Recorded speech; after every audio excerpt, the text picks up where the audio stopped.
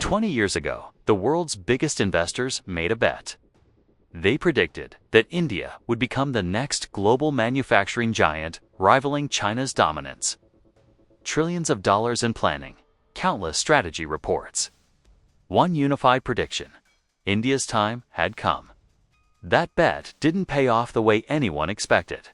Today, let's examine the expectations versus the reality to understand why India's dream to capture China's spot in global manufacturing hasn't come true yet. In the early 2000s, a narrative took hold across global financial institutions, policy circles, and business media.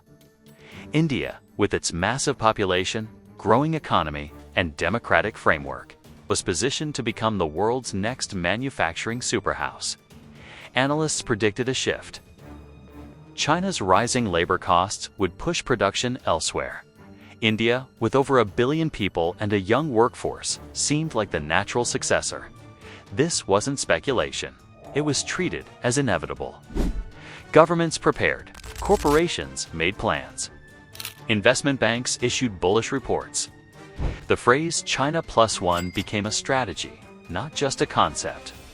India was expected to capture a significant portion of global manufacturing as companies diversified their supply chains. The expectation was clear. India would replicate China's manufacturing miracle. Perhaps not at the same speed, but at a comparable scale. That expectation did not materialize. Today, more than 2 decades into the 21st century, India's manufacturing sector remains far smaller than anticipated. The gap between projection and reality is not marginal. It is structural. And understanding why requires looking beyond surface-level explanations into the actual mechanics of how manufacturing economies are built. This is not a story of failure. It is a story of misaligned assumptions, infrastructural realities, and the distance between policy intent and ground-level execution. Let's examine what happened factor by factor with precision. First, let's establish the scale of the gap. In 2023, China's manufacturing output was valued at approximately $4 trillion. India's manufacturing output in the same year was around $450 billion. That is roughly 1/10 of China's scale. China accounts for nearly 30% of global manufacturing. India accounts for approximately 3%. These numbers are not close. They represent fundamentally different positions in the global production hierarchy. This gap exists despite India having launched multiple initiatives aimed at boosting manufacturing. Make in India was announced in 2014 with significant fanfare. Production-linked incentive schemes followed. Special economic zones were established. Tax reforms were implemented. The policy framework was active. The results, however, did not match the ambition. The question is not whether India tried. The question is why the effort did not translate into the expected outcome. To understand this, we need to look at what makes a country competitive in manufacturing. It is not just about having people or land. Manufacturing at scale requires an ecosystem. That ecosystem has specific, measurable components. Infrastructure, energy reliability, logistics efficiency, labor productivity, regulatory clarity, access to capital, speed of execution. Each of these must function at a high level, and they must function together. When one component underperforms, it creates a bottleneck that constrains the entire system. Let's start with infrastructure, because it is foundational. Manufacturing requires the ability to move raw materials in and finished goods out quickly and predictably. In China, this system was built with deliberate intensity. Highways, railways, and ports were constructed in parallel with industrial zones. By 2020, China had over 35,000 kilometers of high-speed rail and the world's busiest container ports. The infrastructure was not an afterthought. It was the scaffolding on which manufacturing was built.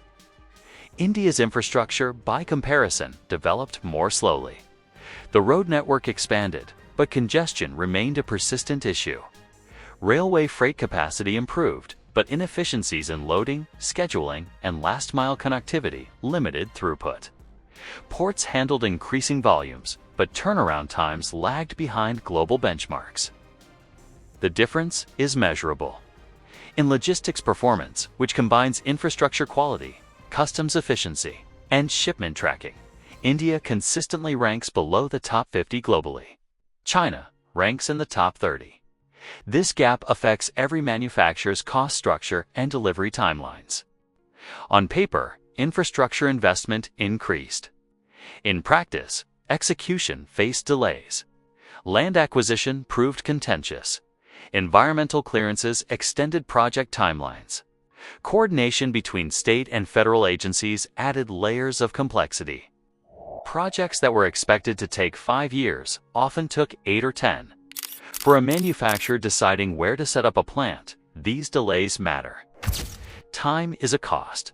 Uncertainty is a cost. When infrastructure is unpredictable, it becomes a risk factor in investment decisions. Energy is another critical variable. Manufacturing is energy-intensive. Factories run on predictable, uninterrupted power. In China, power generation expanded rapidly to meet industrial demand.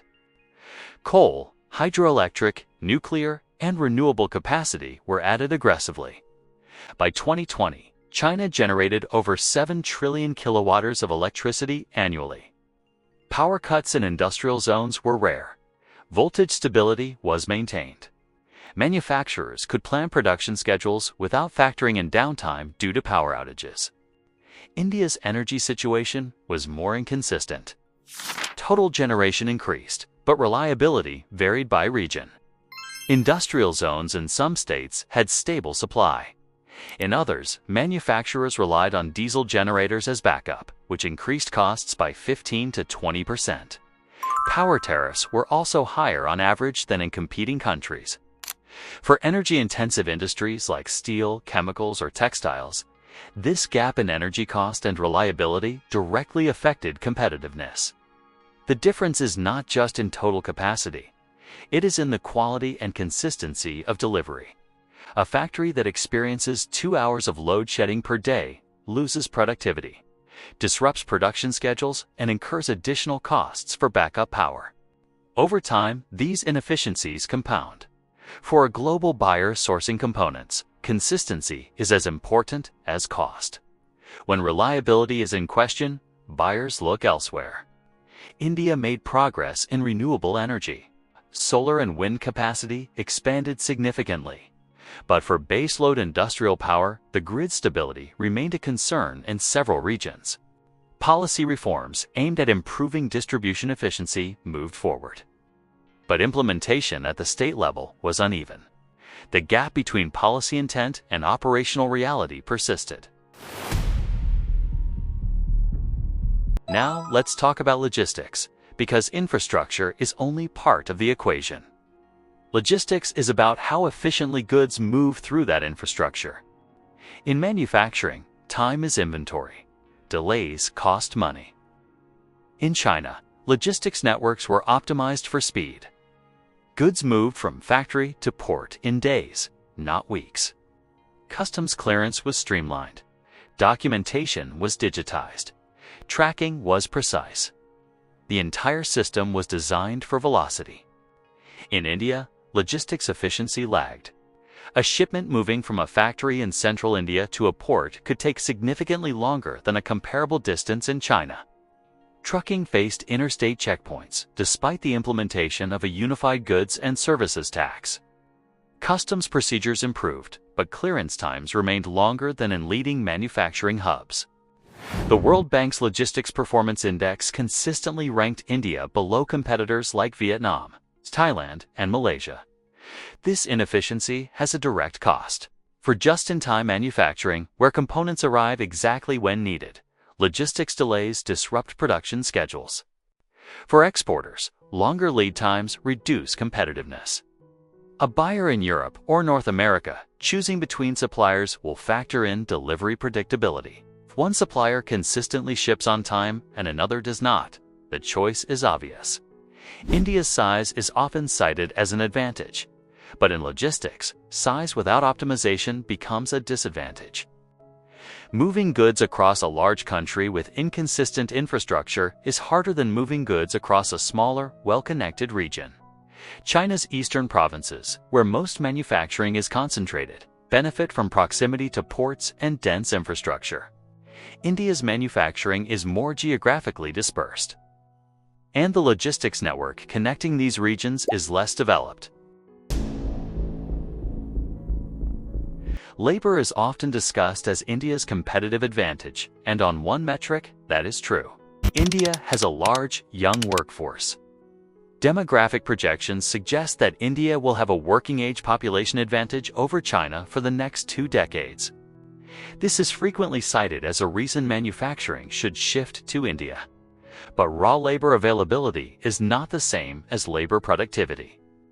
And productivity is what determines competitiveness. Labor productivity measures output per worker per hour. In China, productivity in manufacturing increased steadily over 2 decades due to investment in training, automation, and process optimization. Workers were upskilled. Factories adopted lean manufacturing principles. Automation was integrated where it made economic sense. By 2020, Chinese manufacturing workers were significantly more productive than their counterparts in most developing countries. In India, labor productivity and manufacturing grew, but at a slower pace. Training infrastructure was less comprehensive. Skill development programs existed, but their scale did not match the size of the workforce. Many workers entering manufacturing came from agriculture or informal sectors with limited industrial experience. The transition required training, but the systems to deliver that training at scale were underdeveloped. This is not about capability, it is about systems. A worker in a well-organized factory with modern equipment, clear processes, and ongoing training will be more productive than a worker in a facility with older machinery, inconsistent processes, and minimal training. India had both types of factories. The gap between the best and the average was wide. In global manufacturing, competitiveness is determined by the average, not the best. Labor laws also played a role. Regulations around hiring, firing, and labor contracts were complex and varied by state. For large manufacturers, this added uncertainty. Flexibility in scaling workforce up or down in response to demand is important in industries with cyclical production. When labor laws make scaling difficult, manufacturers factor that rigidity into their investment decisions. Regulatory clarity is another layer. Manufacturing requires predictability. Investors need to know the rules, and they need those rules to be stable. In China, the regulatory framework for manufacturing was often opaque, but it was directionally consistent. The government's priority was clear: build manufacturing capacity. Approvals were fast-tracked for priority sectors. Land was made available. Incentives were delivered. In India, regulatory clarity improved over time, but the complexity remained high. Different states had different rules. Environmental clearances involved multiple agencies. Tax structures, even after GST implementation, had nuances that varied by product category. For a multinational deciding where to invest, this complexity added time and cost to the decision-making process. The production-linked incentive schemes introduced in recent years aim to address this by offering clear, upfront benefits for manufacturers in specific sectors. Early results showed promise, particularly in electronics. But the scale of these programs, while significant, was still smaller than the scale of incentives offered by competing countries. Vietnam, for example, offered tax holidays and infrastructure support that were highly competitive. Thailand had decades of experience managing export-oriented manufacturing zones. India was competing not just with China, but with an entire tier of countries that had optimized their systems for manufacturing. There is also the matter of export complexity. Manufacturing at scale is not just about producing goods. it is about exporting them efficiently. India's export structure remained relatively concentrated in a few sectors: textiles, pharmaceuticals, refined petroleum, and gems. High-value, complex manufacturing exports like electronics, machinery, and precision components were a smaller share of the total. China, by contrast, exported across a much wider range of complex products. Economic complexity matters because it indicates the diversity and sophistication of a country's production capabilities. Countries that export complex products tend to have more resilient economies and higher growth potential. India made strides in specific areas, particularly in pharmaceuticals and automotive components. But the overall export basket did not shift as dramatically as expected toward high-complexity manufacturing. This is partly because building complex manufacturing requires deep supply chains. A smartphone, for example, requires hundreds of components from dozens of suppliers. Those suppliers need to be reliable, cost-competitive, and geographically close to the final assembly plant. Building that ecosystem takes years. China built it by attracting anchor manufacturers, who then pulled in their supplier networks. India attracted some anchor manufacturers, but the supplier ecosystems did not develop at the same density or speed. So where does this leave us? The expectation was that India would become a manufacturing powerhouse. The reality is that India's manufacturing sector grew, but not at the scale or speed anticipated. The gap is not due to a single factor. It is the result of multiple structural constraints that compounded over time. Infrastructure developed, but not fast enough. Energy became more reliable, but inconsistencies remained. Logistics improved, but inefficiencies persisted. Labor was abundant, but productivity lagged. Regulations were reformed, but complexity remained. This is not a terminal diagnosis. India's manufacturing sector continues to grow. In specific niches, particularly in automotive components, pharmaceuticals, and increasingly in electronics, India has built competitive industries. The government's focus on infrastructure investment, if sustained, will reduce bottlenecks over time. The production-linked incentive schemes, if scaled and executed well, can attract significant investment. But the lesson from the past 2 decades is this: expectations must be grounded in the mechanics of execution. Manufacturing competitiveness is not built on potential. It is built on infrastructure that works, energy that is reliable, logistics that are efficient, labor that is productive, and regulations that are clear. These are systems that must function together at scale, consistently. China did not become the world's factory because it had a large population. It became the world's factory because it built the systems required to manufacture at scale. And it did so with intensity and speed. India has the potential to build those systems. But potential is not the same as reality.